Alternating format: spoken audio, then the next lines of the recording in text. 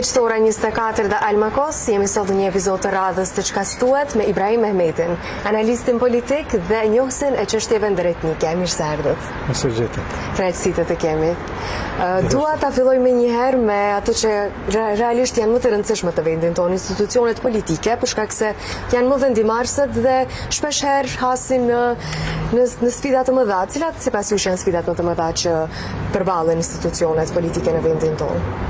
Më se sfida kryesore është përfaqësimi i qytetarëve në institucione, nëpërmjet politikanëve. Se flasim për institucionet e zgjedhura, direkt ose indirekt, për shembull parlamenti, pyetja kryesore është sa parlamenti i përfaqëson qytetarët dhe reflekton atë që qytetarët e presin prej tyre dhe atë që ata ku kanë premtuar qytetarët. Dhe kjo është temë prej fillimit të pluralizmit në vendin tonë. Temë e cila ende nuk ka marrë një epilog të themi të mund të japim një vlerësim të saktë, sepse mbaret edhe prej mandatit në mandat kemi përbërje të ndryshme parlamentare të cilat japin përshtypje të ndryshme.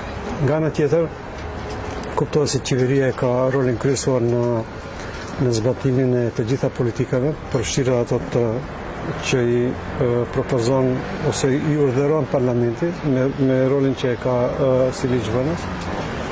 Dhe është përshtypje e përgjithshme se qeveritarët, parlamentarët nuk e kuptojnë në tërësi rolin e tyre.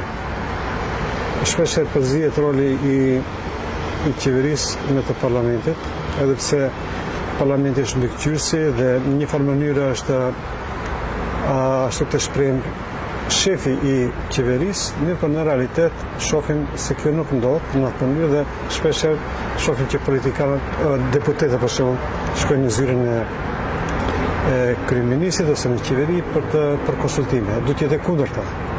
Kryeministi do shkojë në parlament. Po tani ende nuk kemi të zhvilluar ndoshta edhe mbikëqyrje edhe qytetare, kuptimin e përgjithshëm se dhe mediat janë pjesë e shoqërisë qytetare, shoqërisë civile. Dhe derisa kjo nuk është në nivelin e duhur, politikanët do të sillen kështu si sillen tani. Është një katrahura vërtet politika në vendin tonë. Si vlerësoni marrëdhëniet ndërrethmike sot në krahasim me dekadat e kaluara, do të kisha thënë, në vendin tonë? Marrëdhëniet ndërrethmike kanë shënuar shumë batica dhe zbatica në periudha të ndryshme. Për fat të ke gjithnjë më tepër vërtetohet se ngjyrën e raporteve ndërrethmike megjithatë japin politikanët.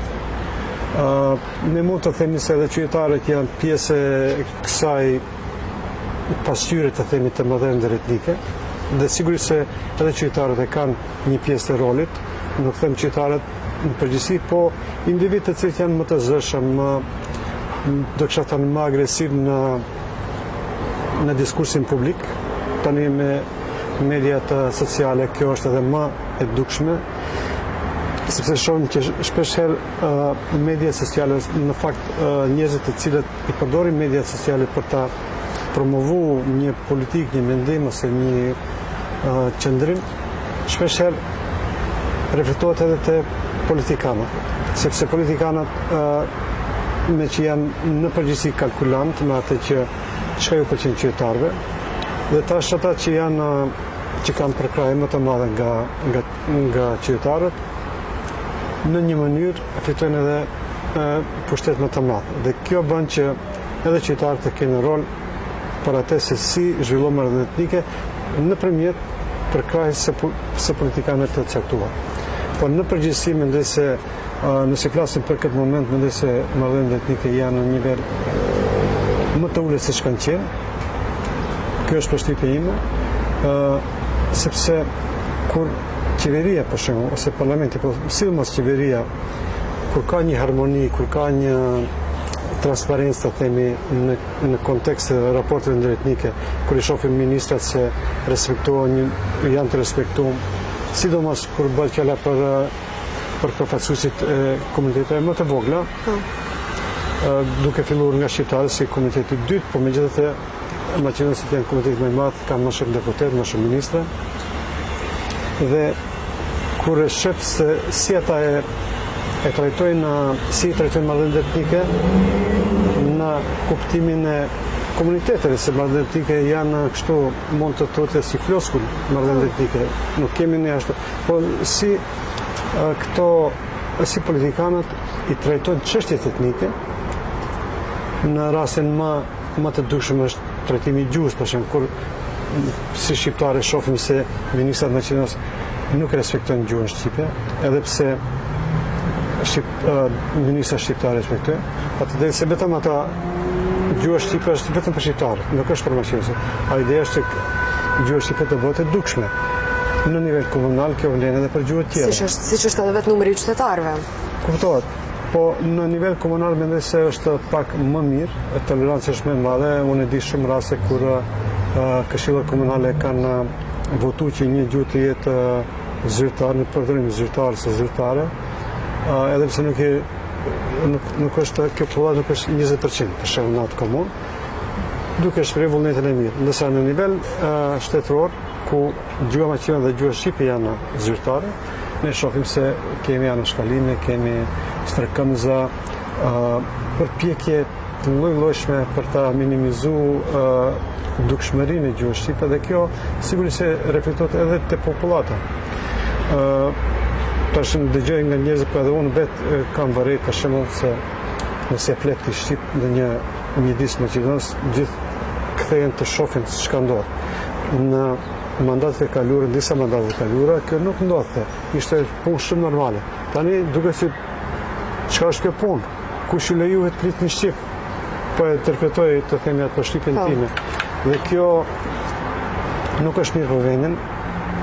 Para fat të shkurtër për partitë sektorë politike, kjo duket që është punë shumë mirë, sepse ata përfitojnë tek elektorati i tyre, bëhen më të fortë. E kam fjalën për partinë maqedonase, të cilët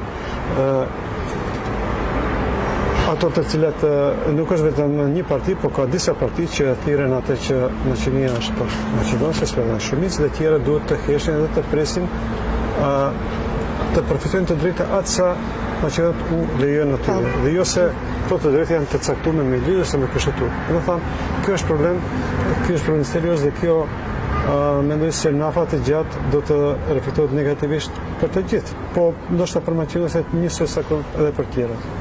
Dua të ndalim tek media në Maqedoni, për shkak se di se ju keni një përvojë 15 vjeçare në media. Si e shihni gjendjen e medias në Maqedoni momentalisht, sidomos në krahasim me vendet e rajonit për radhë? Nëse krahasim me rajonin më të afërt, media shqipe, nëse nisemi nga Kosova, Shqipëria, ne jemi shumë bas. Mediat tona në çdo aspekt, në aspektin teknik, në aspektin e teknologjisë, në aspektin e organizimit të punës, të menaxhimit, gjithçka është në nivel tjetër. Dhe kjo është deri ku edhe mund të kuptohet, mirë po është në fatkeqësi se bizneset shqiptare, tash nuk flasim për gjithë bizneset, po hajde të themi për bizneset shqiptare që flasim për mediat shqipe.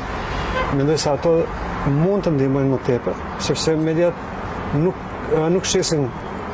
Ato shesin program të themi, por program që nuk shitet në treg, apo duhet sponsorim, duhet reklama, dhe kjo mendoj se bën shumë të vështirë funksionimin e mediave shqiptare. Unë po kam punu edhe direkt si gazetar, po edhe pastaj kam punu si udhëheqës i projekteve me media, edhe në Maqedoni, po edhe në rajonin e Ballkanit Perëndimor. Dhe i di hallet e gazetarëve. Hallet e gazetarëve që më është i njoh edhe më tepër, sepse këtu jemi, dhe kuptohet se mund edhe shteti ndihmojë, mirë po për shkak të keqpërdorimeve që ndodhin rregullisht.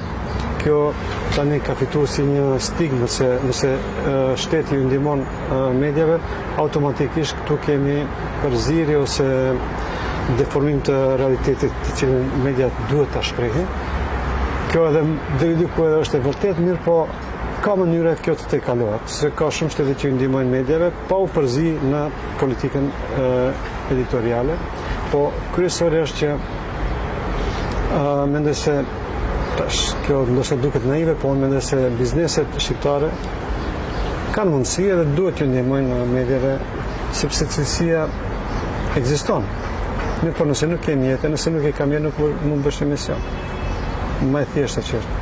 Në rregull, ju keni kamera mirë, po mendoj se duhet shumë më tepër.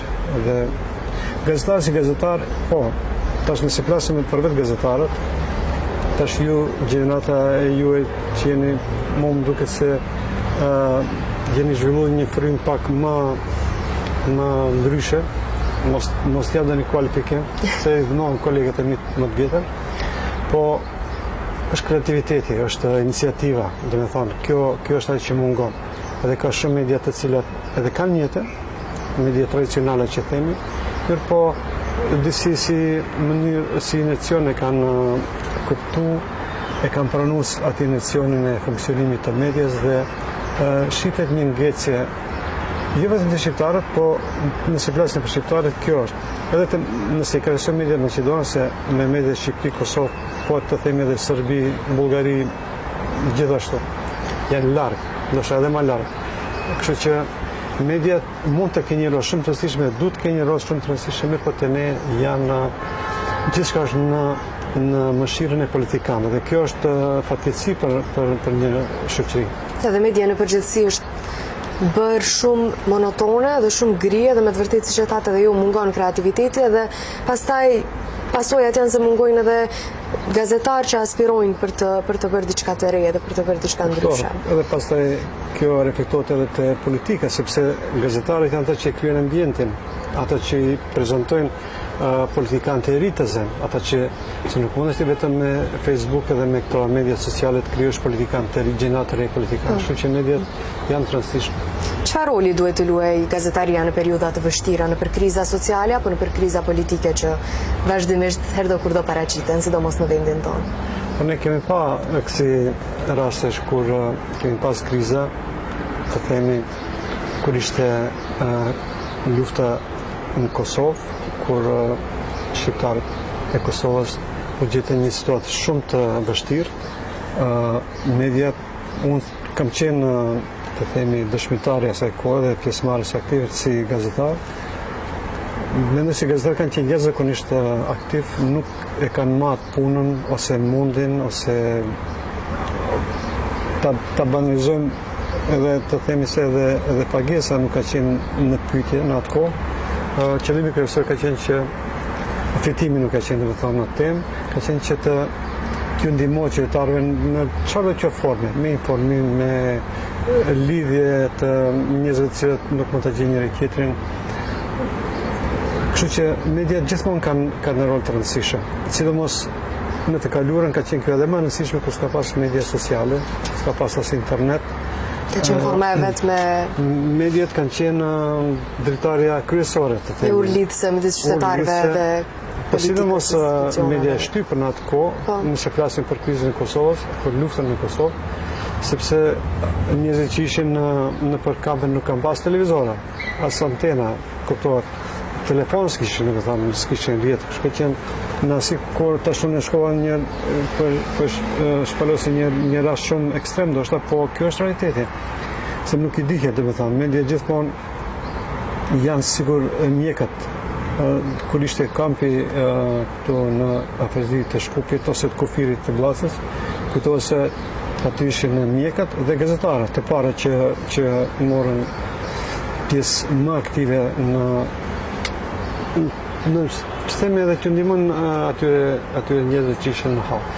Po edhe në situata normale, kur kemi kriza politike jo vetëm në aspektin teknik, kur nuk kemi qeveri ose çka, por kur e shohim se kemi një, mund të themi tani se që është situata, tani kemi në një farë, sipas meje është krizë politike, sepse shohim se kemi turbulenca të jashtëzakonshme, përmbysje, përçarje dhe gazetarët mund të luajnë rol, jo si aktor direkt, po si ndërmjetësues ndërmjet qytetarëve dhe politikanëve, si shpreh mendimet, pritjet e qytetarëve, jo vetëm të analizë, po edhe qytetarëve ndoshta, pse jo, qytetarë që kanë të thuan diçka, jo të thonë ky është i mirë, ky është i keq, të shajnë, po në kuptimin e analizës, kuptimin e shprehjes brengës, të themi, e kështu me radhë. Që gazetaria gjithmonë mbetet aktuale, edhe pse tani teknologjia ka përparë shumë, apo kemi tani lloj teknologjie, mirë po njeriu nuk mund të zëvendësohet çdo herë. Në disa industri mundet në prodhim, ndoshta ndërtimi mund të ketë, mirë po aty ku duhet një opinion ose një vendimarrje në çfarë do të qoftë konteksti, nuk flasim në vendimarrje vetëm në biznes, po vendimarrje atë shkruaj tre potëshë atje, po të shkruaj edhe kjo është vendimarrje. Redaktori duhet vendos ku ta çojë gazetarin ose ekipin, kështu që ajo pjesë mbetet e pazarësueshme dhe gazetarët gjithmonë kanë rol të rëndësishëm. E kam patjetër ta përmendi një sektor mediatik që e shoh që është në mungesë në vendin tonë, sidomos po jo vetëm, edhe në përgjithësi në Ballkan. Gazetaria e mirëfillt hulumtuese. Si e sheh gazetarin hulumtuese? A mendon që do të arrijë në ndonjëherë një nivel që do të jetë mirëfillt dhe me të vërtetë do të nxjerrë diçka në dritë? Apo gazetarët hulumtues shpeshherë friksohen prej atyre që janë në pozicione më të larta për të raportuar diçka të vërtetë? Gazetaria hulumtuese është gjinia më e rëndësishme në fakt. Mirë po është edhe gjinia më e shtrenjtë gazetarisë, sepse kërkon kohë, që të thotë investim për një media, një gazetar ose dy gazetarë nëse bëjnë një temë, një hulumtim, ato duhet punin një kohë më të gjatë, duhet të kushtohen, nuk mund të punin punë ditore të themi të shkojnë, sepse mediat apo çdo dy kanë diçka ngjarje në një tjetër, dhe kjo është ndoshta edhe arsyeja e parë pse nuk kemi gazetari hulumtues. Po kjo nuk është arsyetim për të gjithë. Tash nëse flasim për mediat e reja të vogla, sikur që jeni ju për shembull media e re, ekip i ri, ju zhvilloheni dhe ju mund të bëheni. Mirë po, mediat që janë të etablume në çdo aspekt teknologjik edhe si vizibilitet që ka në shoqëri, ato mund të bëjnë diçka më tepër. Nuk ka reportazhe tani më. Reportazhet huazohen nga bota, për shembull, ka disa televizione të jemi korrekt që bëjnë disa reportazhe, po janë më tepër tipit zbavitës. Tipit turistik, që është bukur, unë i pëlqej edhe ato. Mirë po, nuk kemi reportazhe të themi si jetojnë njerëzit në një vend që ne nuk e shohim çdo ditë, se tash mediat janë fokusuar në kryeqytet ose në qendra të mëdha, si Shkupi, Titova, pak më pak edhe këto të themi Gostivari ose nuk kemi shumë. Ka media çdo kund, unë i di, po si kapacitet, si hapësirë, ka shumë pak. Dhe se paku mund të bëhen reportazhe, po jo vetëm kështu promotive, po reportazhe me njerëz si jetojnë, sepse kjo është me rëndësi për kohezionin e shoqërisë. Sepse njerëzit nëse siç jeton për vete, atëherë dhe politika e manipulon me kollaj qytetarin, sepse nuk kemi një botkuptim të ngjashëm, do themi, për një problem, ose për një çështje, ose për një iniciativë, ose për një projekt. Nëse qeveria propozon një projekt, ne kemi dy mohalla të cilat kanë informata të ngjashme për atë problem. Edhe kemi konflikte të pafundme, për arsye se mungon ky kohezion informativ të thënë. Dhe nëse flasim për gazetrin për hulumtuese, po, atëherë aty investigative të themi. Unë kam punu në kohë më të lashta, më të hershme, kur kishim ka pas përkrahjet ndërkombëtare, ato e stimulojshin. Dhe di që ka pas disa media gazetarë që kanë bo përpjekje të jashtëzakonshme, edhe kanë nxjerrë tema shumë të interesante.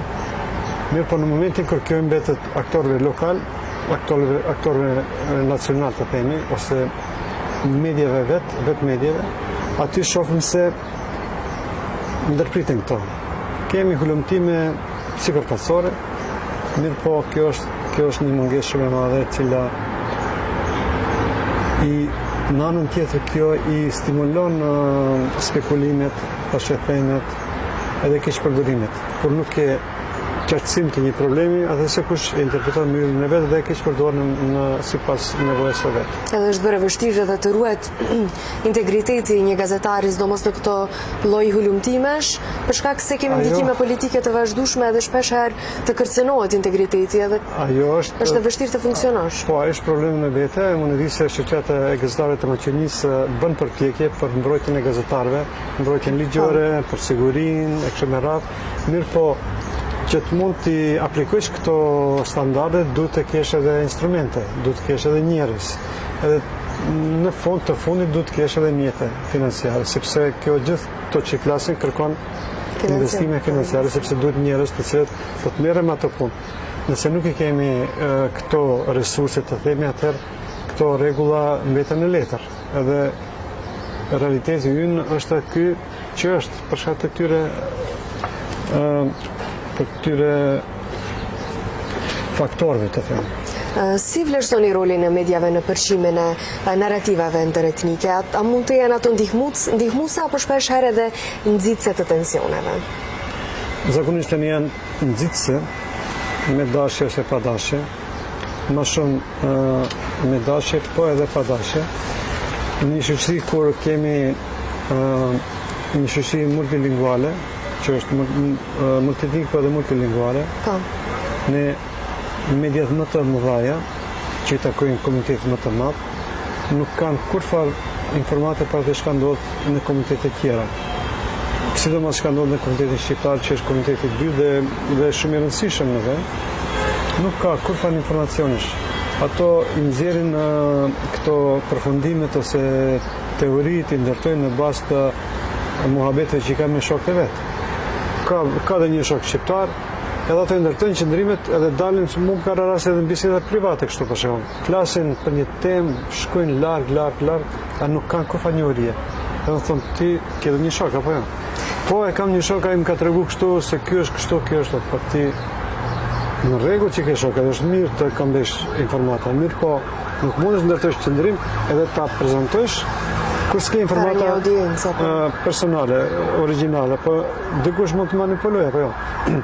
Edhe shpesh dalin edhe në opinion kur përkthehen për shembull materiale nga Shqip në Maqedoni, tu kemi katastrofë, domethënë, kemi shumë raste kur ka edhe keq interpretime, keq përdorime, dashakeqësi, disa herë domethënë kur një përkthim që ishte për shembull zgjedhë Shqipëri, tash një rast shumë atë thuhet Shqipëria madhështore, atë e përkthejnë Shqipëria e madhe për shembull, jo madhështore, po e madhe në maqedonisht, dhe tash lexuesit thonë çka bën këta. Kuptojnë, po. Po sigurisht edhe më njëherë ti krijon një atmosferë dhe edhe kjo pastaj nxit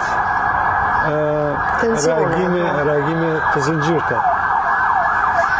Si mund të ndërtohet besimi ndërsjellët ndërmjet qytetarëve dhe shtetit? Ajo nuk duhet të jetë pyetje në fakt, ajo duhet të jetë detyra kryesore e pushtetit. Pushteti duhet vazhdimisht harrohet. Të investoj jashtëzakonisht shumë, kuptohet se jo që harrohet, pa ata pak nuk e marrin parasysh. Sepse edhe qytetarët janë mësuar me këtë rol inferior, se në momentin kur e hudh votën edhe pastaj mbaret prej politikanët edhe nuk gëzon të bëjë pyetje për shembull. Të mos flasim vetëm për qytetarët, por edhe gazetarët nuk e shoh pyetje që bëjnë. Kam pa po shumë intervista për shembull.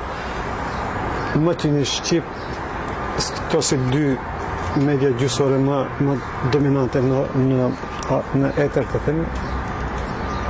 Pyetje triviale, pyetje mund vjen disa herë edhe turp, sinqerisht, kur e shoh kjo serviliteti ndaj politikanëve me kujdes të madh, mos ketë ton kritik në pyetjen, është nuk ndërtohet nuk i bën shërbim as politikanëve, sepse ata mendojnë se këtë çka vjen janë mirë. Po.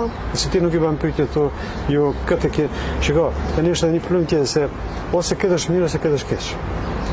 S'ka një mes. Në jetën reale kjo nuk ekziston. As gjë nuk është këtë keq, as këtë mirë. As politikanët e një parti nuk janë këtë mirë, tjerët ose këtë të këqij. Këtë çka i ke çdo kund. Kjo është bindja ime shumë e thellë në këto 35 vite, mund të them në këtë sferën publike që i kanë përcjellë, që kanë qenë jo si politikan, po si gazetar kryesisht, edhe si aktivist në shoqërinë civile.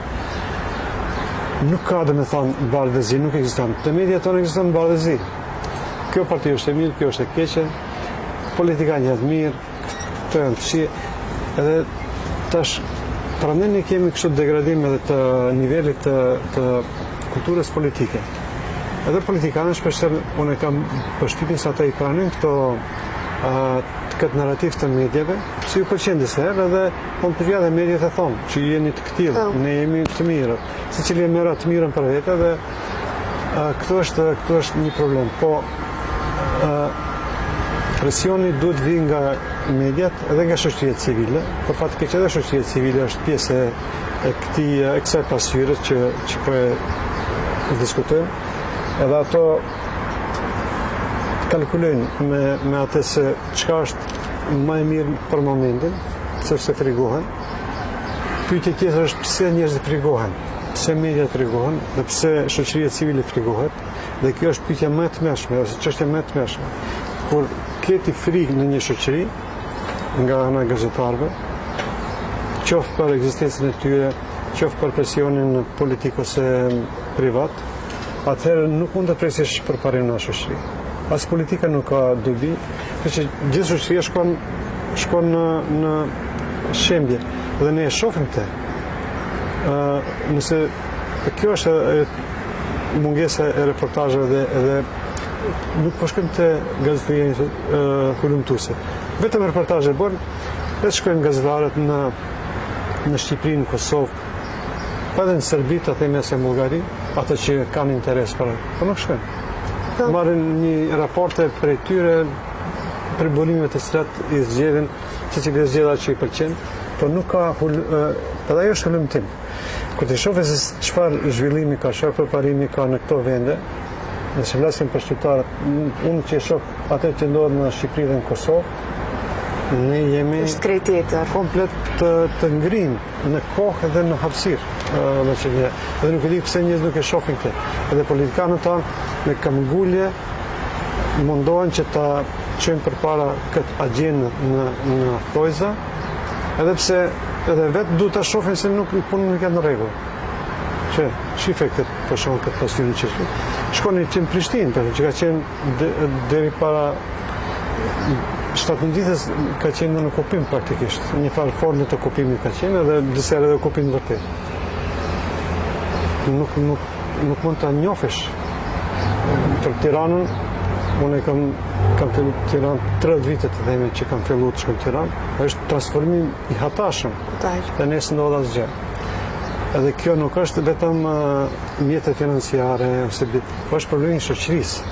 Shoqëria është një farë depresioni kolektiv, dhe me thonë, një pasiguri, një mungesë e vullnetit, mungesë e iniciativës, mungesë e optimizmit, enda për fillu diçka shpallet si e dështume. Nga vetë atë që ka nisë. Edhe kjo është, ose ekstremi tjetër se këtë botë e shohim kjo nuk ban, ata thonë kjo është fantastike. Pse ne e kemi kjo është shumë e mirë. Ne thomi për nuk ban, se shohim ja mate, shife, bënë një fotografi atje dhe bënë një këtu dhe shohim se ju nuk jeni në top qilës. Mirë po, kjo është shoqëria jonë me vërtet këtu në Maqedoninë se flasim për shqiptarët. Unë kam një breng, shoh se kemi një lloj degradimi në fakt. Kompleksi shoqëri. Politikanët janë pjesë e këtij, ndoshta pjesë më e rëndësishme dhe më përgjithëse, mirë po mendoj se edhe qytetarët mund të bëjnë gjëra, nuk duhet t'i presin se politikanët, se Kosova nuk ka pas pavarësi të themi, ka pas okupim, se unë kam bë në vitet 90-ta, kam bë edhe reportazha edhe të themi artikuj ndryshëm. Ti ke policë çdo hap. Pushteti s'ka mund funksionojnë shqiptarët, mirë po, qytetarët, kosovarët kanë vepruar gjithkohën. Edhe ata e kanë pru këtë që është sot. Se ndonjëherë duhet edhe vetë qytetarët të marrë iniciativë, ta kompenzojnë mungesën. Nuk mund të presësh iniciativë nga politikanët që janë të ngrinë në një kështu në fluskë. Janë të mbyllur në fluskë, edhe ata vetëm shohin se çka ndodh, po nuk kanë mundësi, se nuk kanë zë, ose vetë kanë zgjedhur atë. Unë jam keq flas kështu, po unë kështu i shoh tani, se unë kam qenë me të themi gazetar politik dhe analist politik, mirë po edhe nuk dëgjojnë. Kur e thu se nuk ban, ti nuk din, pika din ti. Kur e thu që jeni të mirë, edhe nëse nuk është e mirë, thotë që ti i kupton se jeni të drejtë. Dhe kjo është fatkeqësi, edhe shpresoj se nuk është aq keq sa e them unë, po nuk jam ndinë se është duhet patjetër një ndryshim i mentalitetit tek njerëzit, po që ndikimet politike janë të shpërndara gjithkanë për shoqërinë tonë, dhe së pari politikanët nuk duhet të harrojnë se për çka janë ulur në atë karrige dhe për çka e kanë atë pushtet, edhe qytetarëve patjetër duhet ju mungon edukimi medial pikë së pari për të ndarë propagandën edhe manipulimin nga e vërteta, që të zhvillohet një mentalitet më i mirë dhe më i ri. Si e vlerësoni rolin aktual të organizatave të shoqërisë civile në Maqedoninë e Veriut tash? Shoqëria civile është e brisht në përgjithësi. Ne nuk kemi pas shoqëri civile para viteve 90. Politikanë kemi pas edhe në komunizëm, shoqëri civile nuk ka pas. Dhe kur filloi ky, të themi, lulëzim i shoqërisë civile tek ne, në vitet e para, në vitet 90-ta, shumë pak kemi ditë të gjithë ne, tu kemi përfshirë edhe mu, se çka është. Po, nëse dikush ka pas rast të themi të sheftit të udhtojnë në shtete tjera, edhe unë e kam pas aktat, kam udhtu pak edhe në kohën e komunizmit dhe pas asaj, mirë po kjo ka qenë minimale dituria jonë për shoqërinë civile. Dhe në këto 30 vite mund të them se zhvillimi ka qenë shumë i madh, krahasimisht. Në vlera absolute sigurisht se jo, por nëse e bëjmë në vlera relative nga ku jemi nisë dhe ku kemi mbërry, ka pas një zhvillim shumë të madh. Një problem ka qenë se në vitet fillestare të zhvillimit të shoqërisë civile ka pas numër të panumërueshëm të OJQ-ve, dhe kjo ka qenë ndoshta edhe e kuptueshme. Në për me kalimin e kohës mendoj se ka pas një filtrim, dhe tani sipas me ka disa qindra. Jo të gjitha të mëdha. Në komunë, për shembull, në nivel lokal kemi organizata mjaft të mira, se disa qindra janë mjaftueshëm për një shtet të vogël si Maqedonia. Po. Ne kemi po me mira organizata qeveritare, të cilat e kanë penguar njëra tjetrën më shumë se sa që kanë mund të zhvillohen. Po në përgjithësi unë mendoj se janë zhvilluar në aspektin e kapacitetit, mirë po në aspektin e ndikimit të tyre në shoqëri, kjo është problem, sepse politika e ka pas fjalën kryesore. Te shohim tani, sidomos në Maqedoni, po jo vetëm në Maqedoni, edhe në rajon, politikanët janë yjet e shoqërisë. Nuk ke për shembull një artist i cili ka ndikim në shoqëri që të thotë një fjalë dhe ta ndëgjojnë politikanët me respekt. Nuk ke. Për atë edhe ka politika ndikimin që e ka të qytetarët. E ka sepse atë edhe nuk kanë leju edhe ata, se nuk është vetëm se qytetarët janë të paaftë ose s'kan dashur, por nuk ka leju politika sepse janë egoist, dëshirojnë gjithçka për vete. Kur e marrin një hapësirë, thotë këtë jonë, edhe nëse nuk ju duhet. Ti duhet edhe nëse nuk ka, duhet të krijosh hapësirë për shoqërinë civile, për artistët, për shkrimtar, për këngëtar, edhe për mendimtar, edhe për njerëz ndoshta që janë tip asketësh, po duhet t'ju krijosh hapësirë, sepse ndonjëherë ata thonë mendime ose japin propozime që janë shumë të dobishme. Njerëz jo konvencional, edhe ato i duhen një shoqërie për ta krijuar një, të themi, një kombinim të energjive, të ideve, të cilat do të lindin diçka të re. Kur e shohin se nuk funksionon, nëse e shohim, tashun prapë ka them me kushtimin se nuk e di sa e shohin politikanët, sidomos të Maqedoni, edhe shqiptarët e Maqedonisë, se në Maqedoni politikanët nuk kanë vetëm shqiptarët. Shqiptarët nuk kritikojnë më shumë se kanë shembull se Maqedonët kanë përshtypje se nuk doin ta shohin çka ndodh në Shqipëri ose në Kosovë. Po shqiptarët duhet të shohin se çka ndodh atje dhe të shohin çka mundemi ne të bëjmë. Edhe pse ne nuk e bëjmë këtë, pse s'mund ta bëjmë këtë. Edhe biznes shqiptarë, nëse kemi këtu mjaft të zot, për ata mbaren nga politika, sepse edhe ajo është nga politika, nga administrata tash, të themi më konkretisht, jo politika vetëm nga partitë, se ne i simplifikojmë dhe njëherë me këtë parti.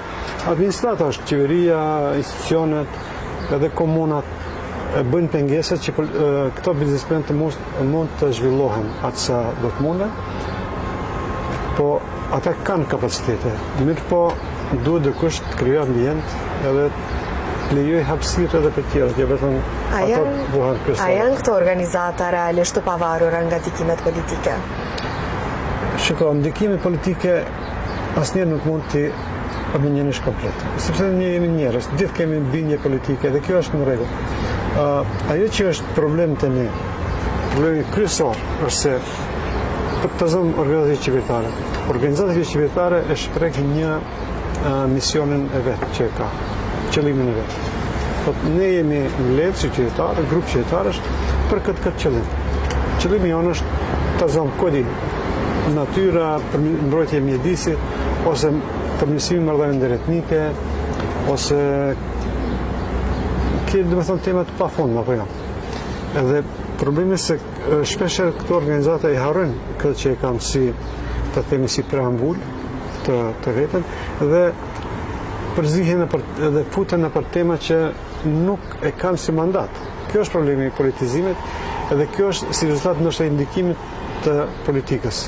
Se ato ka mundësi, ka mënyra që ato përzihen edhe që po i çdo njëre pranë këtë. Po nuk është ky politizim aq i madh dhe nuk është edhe aq i rëndësishëm, sepse nuk kanë edhe ndikim. Organizatat si politizohen, tash kjo është temë në vete, po unë di disa organizate që janë politizuar edhe kanë dështu.